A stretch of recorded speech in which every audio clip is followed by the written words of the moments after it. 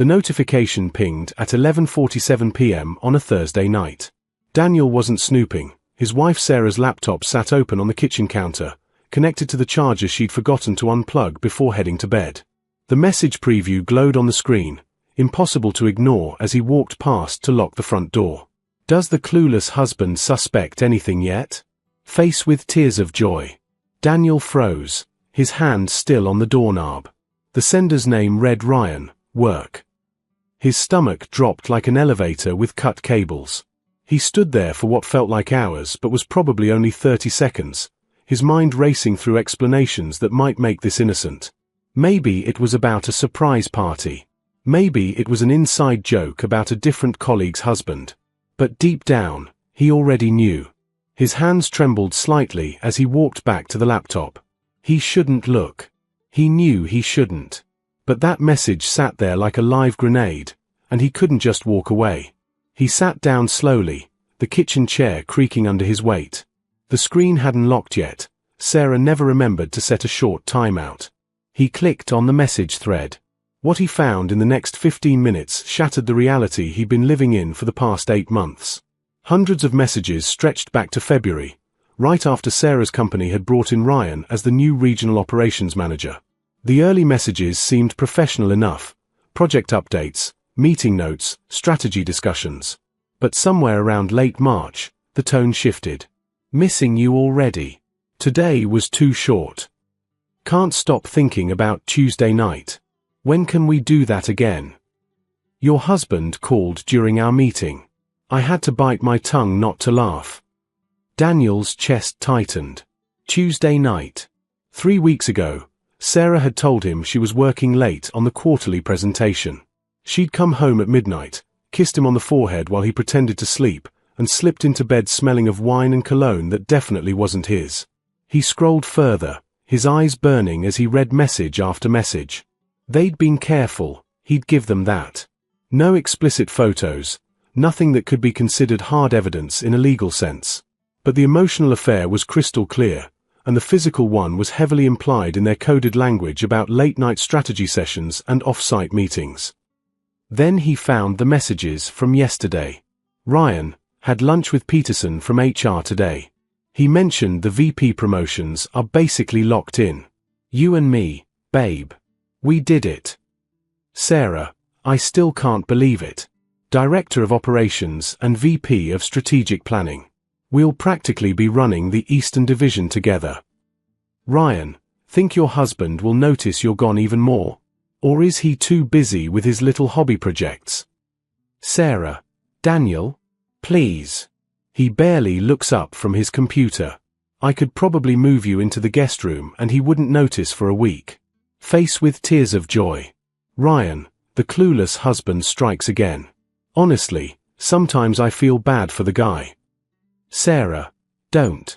He's content in his little bubble. What he doesn't know won't hurt him. Daniel read that exchange 3 times, each pass driving the knife deeper. His little hobby projects were the freelance consulting work that had helped them afford the down payment on this house. The same house where Sarah was planning her future with another man. He sat back in the chair, staring at the ceiling. The initial shock was giving way to something else, a cold, calculated clarity he didn't know he possessed. Sarah and Ryan thought he was clueless. They thought he was so absorbed in his own world that he'd never notice his wife slipping away. They were about to learn just how observant the clueless husband could be. Daniel pulled out his phone and began taking screenshots. Every message, every joke at his expense, every mention of their secret meetings. He documented everything methodically, organizing the images into folders by date and topic. As he worked, his mind was already forming a plan. He wouldn't scream. He wouldn't cry. He wouldn't give them the satisfaction of an emotional confrontation where they could paint him as the unstable, jealous husband. Instead, he'd let their own words destroy them. Friday morning arrived with deceptive normalcy. Sarah hummed in the shower, the same cheerful tune she'd been humming for weeks, a sound Daniel had mistakenly interpreted as contentment in their marriage rather than what it actually was, the satisfaction of getting away with betrayal. He lay in bed, pretending to sleep, listening to her move through her morning routine with practiced efficiency. I've got that executive meeting this morning, she said, leaning over to kiss his cheek. Her hair was still damp, smelling of expensive shampoo. Probably won't be home until late. Ryan and I need to finalize the transition plan for our new roles. Ryan and I. She didn't even try to hide it anymore because she genuinely believed he wasn't paying attention.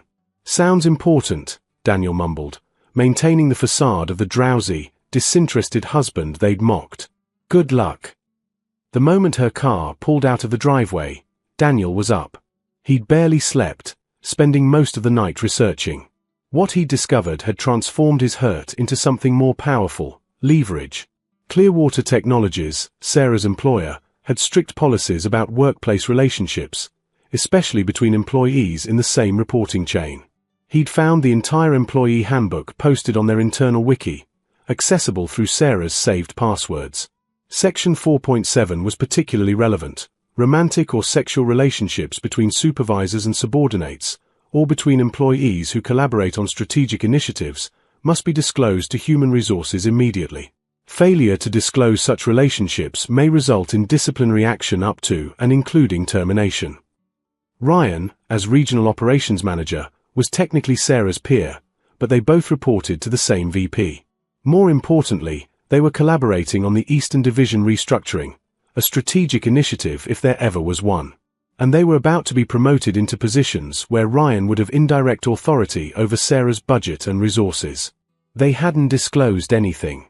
In fact, they'd actively concealed it. Daniel spent the morning crafting his report. He created an anonymous email address using a VPN and a burner account that couldn't be traced to him.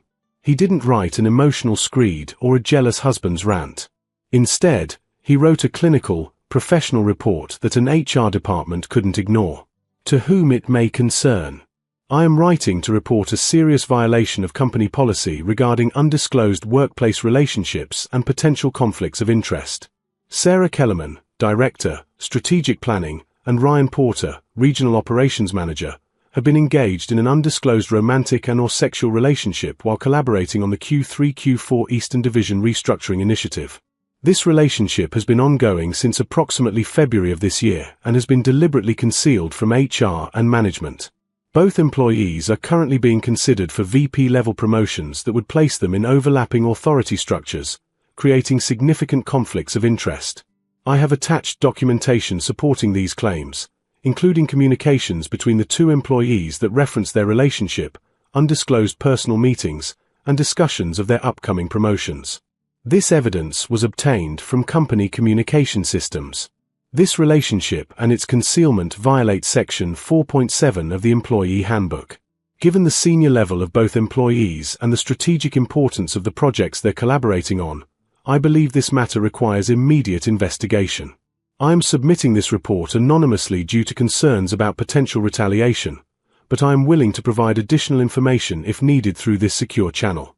Thank you for your attention to this serious matter. He attached 50 carefully selected screenshots. Not the cruelest messages. He didn't need to twist the knife.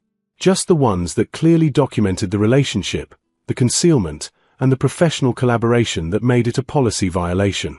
Messages referencing Tuesday night, discussions of keeping their relationship secret, mentions of their upcoming joint leadership of the Eastern Division. Daniel read through the email 3 times, checking for anything that might reveal his identity or sound too emotional. It was perfect, professional, documented, and absolutely devastating. He clicked send at 10:47 a.m. Then he went to the gym, worked out for 90 minutes, came home, showered, and made himself lunch. He responded to some client emails about a consulting project. He paid some bills. He acted exactly like the clueless, oblivious husband who was too absorbed in his own little world to notice what was happening around him. His phone rang at 3:15 p.m. Sarah's name flashed on the screen. "Hey," he answered, keeping his voice casual. "Daniel." Her voice was tight, strained. "Something's come up at work. I might be really late tonight. Like, really late. Everything okay?" "It's fine. Just unexpected issues. Don't wait up." She hung up before he could respond. Daniel smiled grimly. The wheels were turning at Clearwater Technologies. HR departments didn't waste time when anonymous reports came with that much documentation. They'd be conducting preliminary interviews, reviewing policies, consulting with legal. Sarah and Ryan's carefully constructed world was beginning to crack. He spent the evening researching divorce attorneys and downloading financial records. Sarah had always handled their joint accounts, but he had access to everything. He started transferring screenshots of all their financial statements to a secure cloud drive.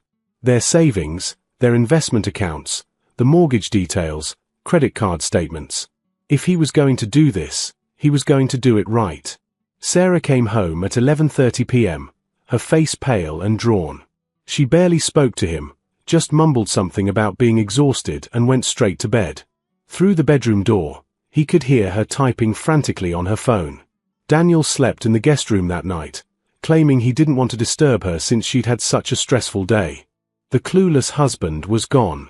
In his place was someone who'd learned that sometimes the best revenge wasn't hot and impulsive.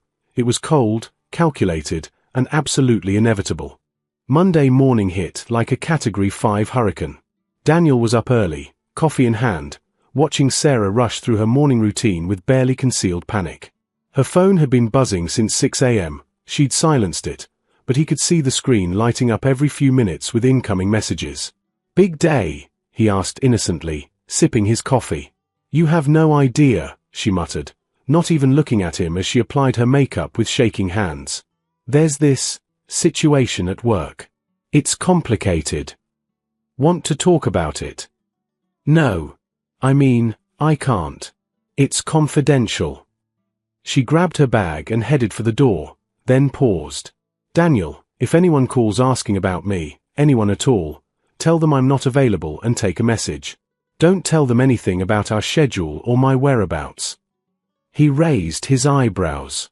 "That sounds serious. Are you in some kind of trouble? Just do it, okay? Please." Her voice cracked slightly on the last word. After she left, Daniel settled into work from home, as he did most Mondays. But his focus wasn't on his consulting projects.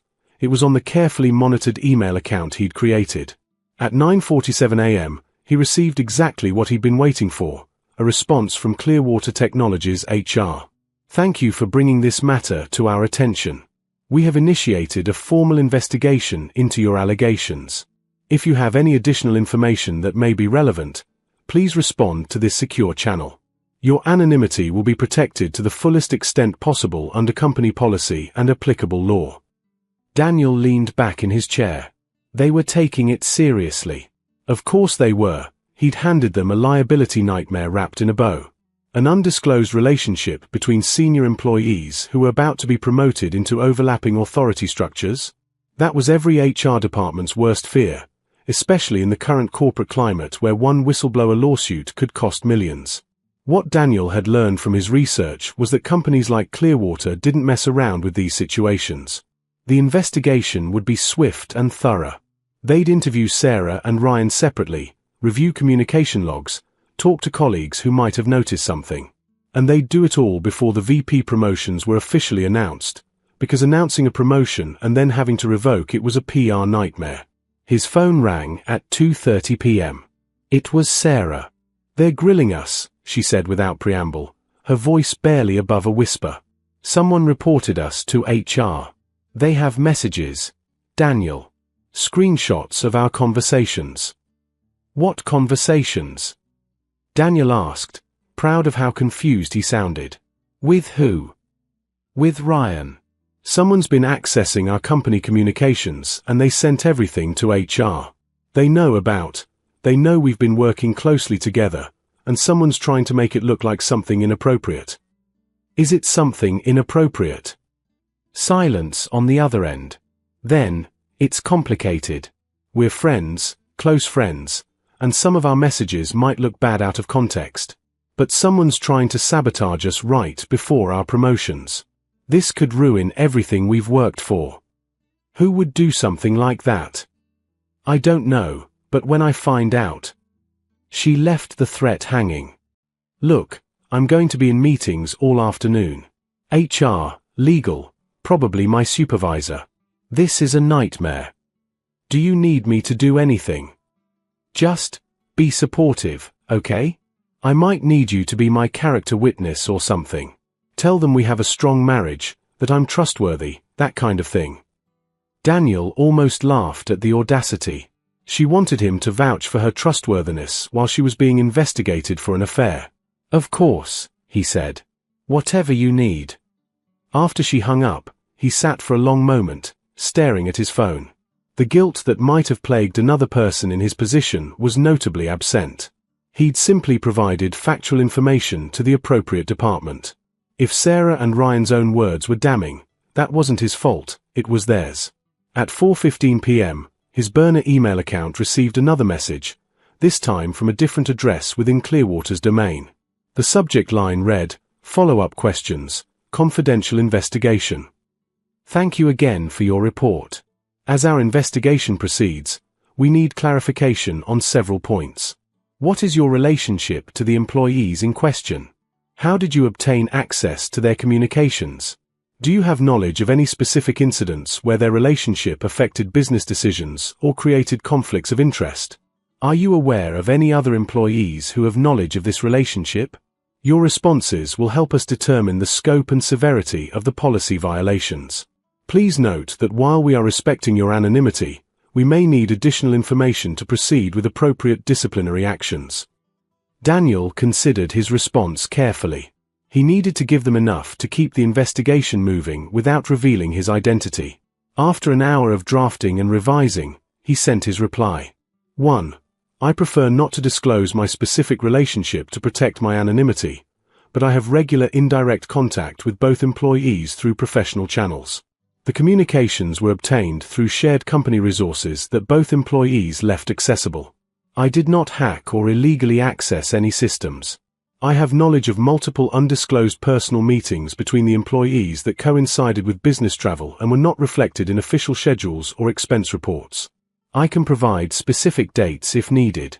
I also have evidence of discussions about structuring their upcoming VP roles to facilitate continued close collaboration, which suggests their relationship is influencing strategic business decisions. I believe other employees have noticed the unusual closeness between them but may be reluctant to report it due to both employees' senior positions and influence within the company. I can provide additional documentation if required, including expense reports that may not align with official business justifications. That last part was a bluff. He didn't actually have their expense reports, but he suspected that once HR started looking, they'd find discrepancies. People having affairs rarely remembered to keep their expense reports completely clean. He sent the email and went to make dinner. Sarah had texted to say she wouldn't be home until late again. Still dealing with this mess, her message read. Order something for yourself. Daniel made pasta, poured himself a glass of wine, and settled in to watch a movie. Somewhere across town, his wife and her lover were probably in separate conference rooms, being methodically taken apart by HR investigators armed with their own words. The clueless husband had become invisible again, exactly as he'd planned.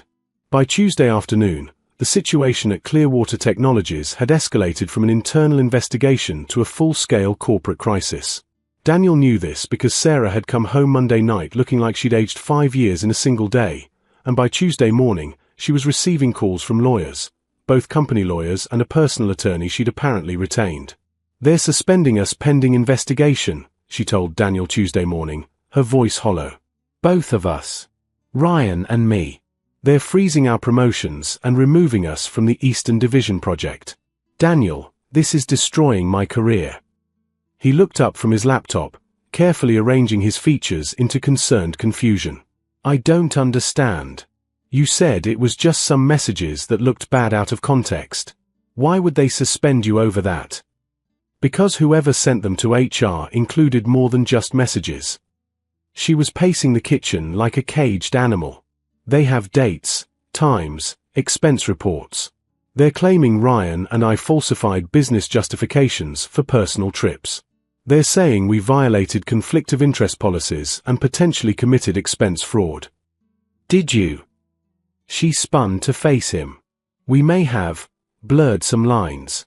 A few dinner meetings that ran long, maybe a couple of conferences where we extended the stay, but everyone does that. They're making it sound like we embezzled company funds when all we did was what every executive does. But you and Ryan aren't just colleagues, are you? Daniel kept his voice gentle, almost sympathetic. You two seem really close. Maybe too close for the company's comfort. Sarah's face went pale. What are you saying? I'm saying that maybe whoever reported you knew something that made those expense reports look worse than they actually are. Like if you two were, I don't know, involved somehow. That's ridiculous. But her eyes wouldn't meet his. Is it? Daniel stood up, closing his laptop. Sarah, I'm not stupid. I've watched you light up every time Ryan's name comes up. I've noticed you working late on nights when you come home smelling like wine and cologne. I've seen the way you check your phone constantly and hide the screen when I walk by. Her face crumbled. Daniel, I'm not done. His voice was still calm, still controlled. I don't know exactly what's been going on between you two, and right now, I don't care. What I care about is that you're in trouble at work, and you need to figure out if defending whatever you have with Ryan is worth your career. Because from where I'm standing, it looks like someone at your company knows exactly what's been happening, and they've documented it well enough that HR is taking it seriously. Sarah sank into a chair, her head in her hands. This wasn't supposed to happen. We were so careful. There it was. The admission he'd been waiting for, though he didn't actually need it. He had all the evidence he required saved in multiple secure locations. But hearing her say it out loud still sent a fresh wave of pain through his chest. How long? He asked quietly. Since March. But Daniel, it's not what you think. We didn't mean for it to happen. We just connected on this project, and things got complicated, and... Save it. He held up his hand. Whatever you need to tell yourself to sleep at night, that's your business. But right now, you need to decide something.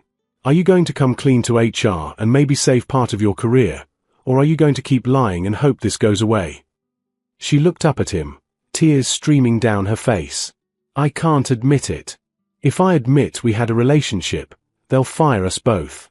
The company policy is clear. Undisclosed relationships between collaborating employees are grounds for termination, especially at our level. We'd lose everything. Then you're already lost, Daniel said. Because whoever reported you has documentation. You said so yourself. They're not going to drop this. His phone buzzed. He glanced at it, a news alert from a local business blog he'd started following. The headline made his stomach flip.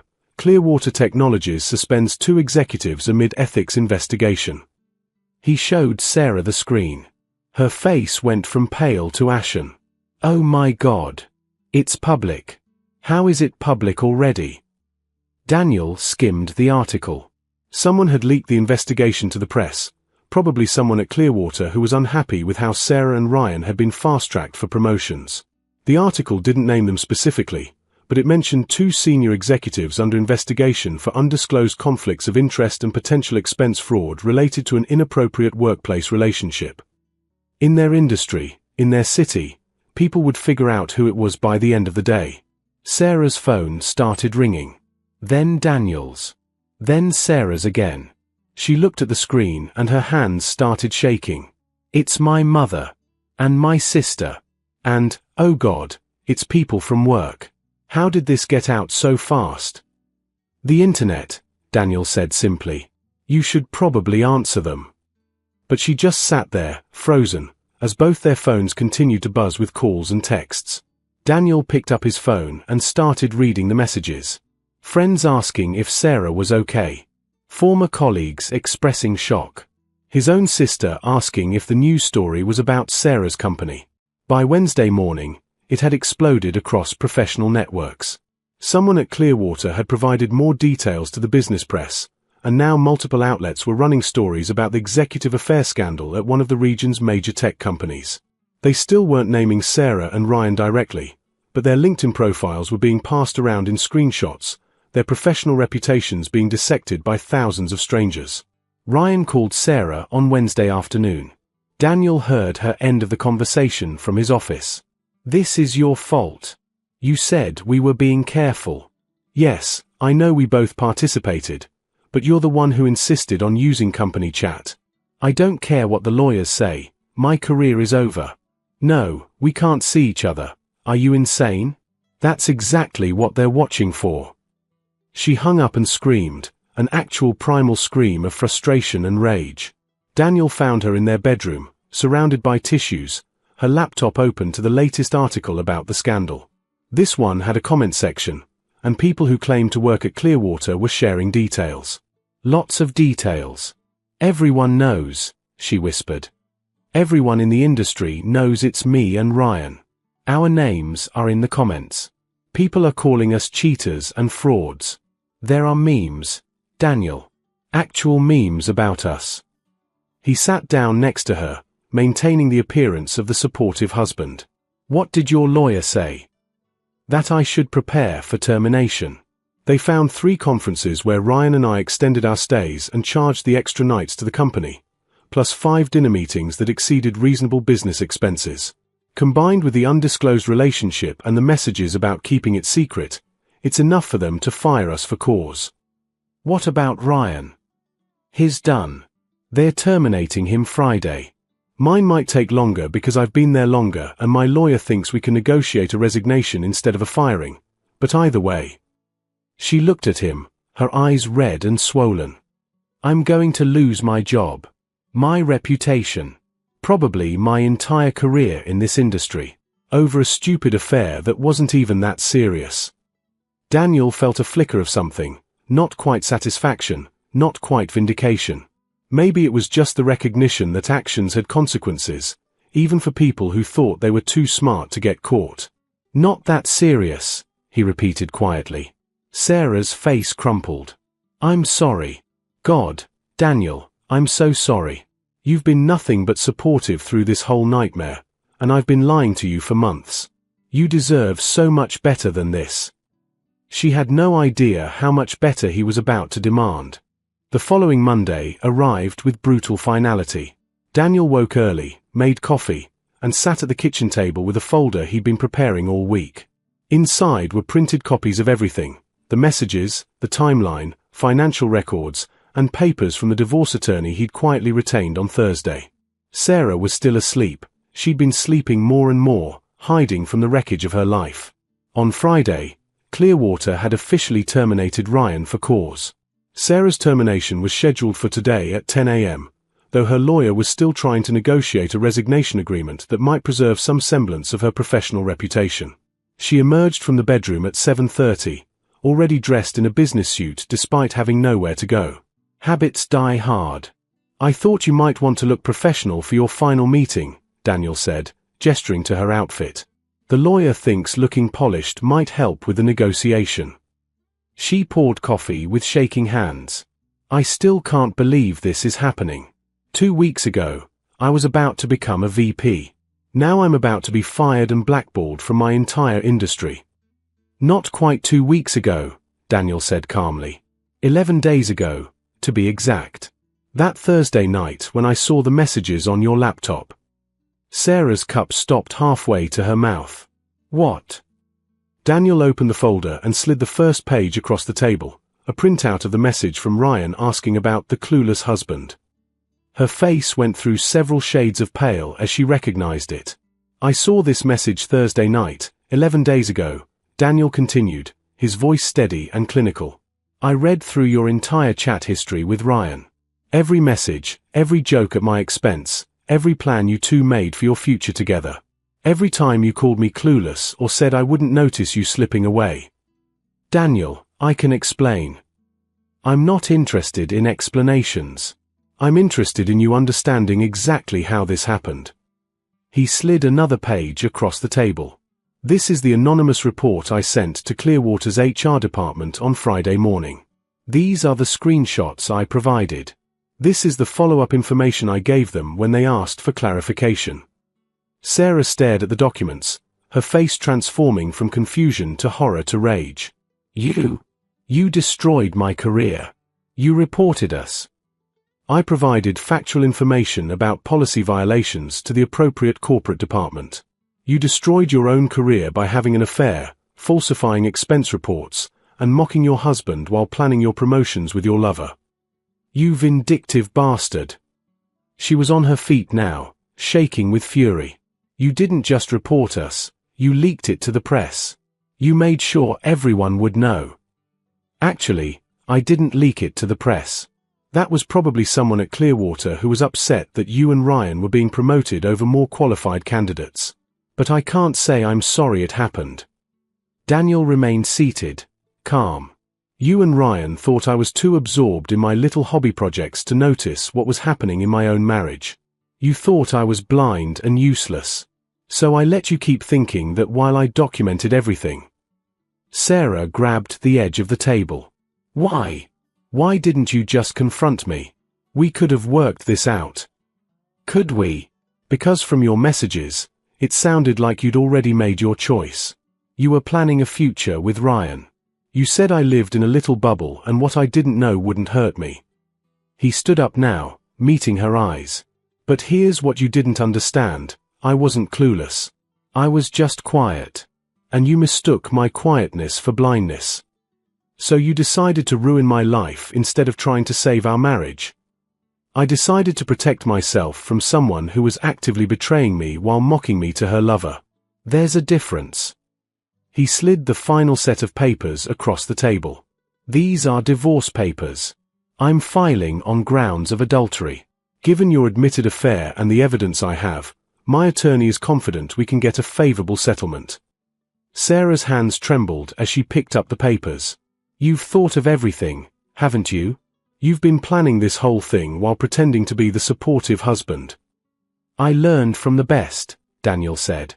You spent months pretending to be the faithful wife while planning your future with Ryan. I spent 11 days pretending to be oblivious while protecting my interests. The difference is, I actually had the evidence to back up my strategy. Ryan's destroyed too, you know, Sarah said, her voice breaking. He lost everything. His job, his reputation. His fiancée left him when she found out. He's talking about leaving the city entirely because he can't face the judgment. And that's supposed to make me feel guilty. Daniel shook his head. You both made choices. You chose to have an affair. You chose to hide it from HR. You chose to falsify expense reports. You chose to mock me in your messages. Every single consequence you're facing right now is the result of decisions you made.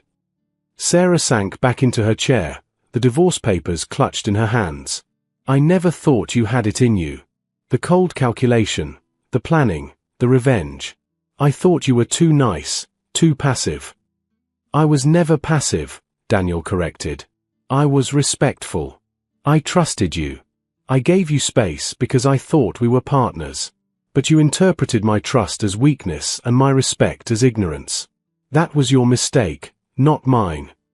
His phone buzzed, a text from his attorney confirming their 2 p.m. appointment. He'd be filing the divorce papers this afternoon, officially starting the legal process. His lawyer had already frozen their joint accounts, documented Sarah's affair, and prepared a settlement proposal that heavily favored Daniel given the circumstances. You should probably call your lawyer about those termination negotiations, Daniel said, gathering his folder. I'm heading out. I've got appointments all afternoon. I'll be staying at a hotel for the next few weeks while we sort out the living arrangements. Where am I supposed to go? Sarah asked, her voice small. That's not my problem anymore. You're a resourceful person. I'm sure you'll figure it out. Maybe Ryan can help, though I doubt his fiancée will appreciate that. Daniel headed for the door, then paused. For what it's worth, I didn't enjoy this. I didn't want our marriage to end this way. But you forced my hand when you decided I was too clueless to notice or too weak to do anything about it. I'm sorry, she whispered. For all of it. The affair, the messages, underestimating you. I'm truly sorry. I believe you are sorry. Sorry you got caught. Sorry you lost your promotion. Sorry your career is over. But I don't think you're sorry for what you actually did, just for the consequences. He opened the door. Sign the divorce papers. My attorney will be in touch about the settlement. And Sarah, next time you think someone is clueless, remember that sometimes the quietest person in the room is actually the one paying the closest attention. As Daniel drove away from the house he'd shared with Sarah for 6 years, he felt an unexpected sense of peace. The clueless husband they'd mocked was gone, replaced by someone who'd learned that self-respect sometimes required difficult choices. Sarah and Ryan had built their relationship on a foundation of lies and contempt, and that foundation had collapsed under the weight of their own words. By the following Monday, the aftermath was complete.